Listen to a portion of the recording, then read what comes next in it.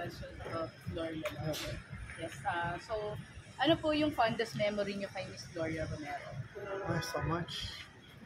Ako yung nakasama niya ng Delons Cristiano. Ganda ng lola mo. That became a hit nationwide. And I'm so happy I became a part of her. Ano po yung naiisip yung adjective or word kapag narinig yung pangalang Gloria Romero? Napakabait. Always ready to give herself to be of service to everyone. Napakabait. Can you remember the first time you met her?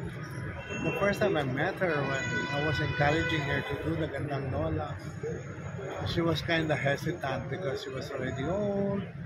I said, no, we'll do something different. And that time, gusto yung mga Men in Black. So I wanted her to come out like one. And that was the biggest hit of her career.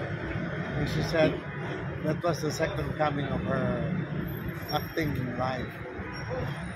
Last question, is there anything na you wish na nasabi niyo sa kanya na hindi niyo nasabi ko she's passed? No naman, kasi lagi naman kami nag-uusap. Basta once a week, house a week, kahit paano. Even when she was sick and at home lang, nakakausap naman kami, nakakatawagan.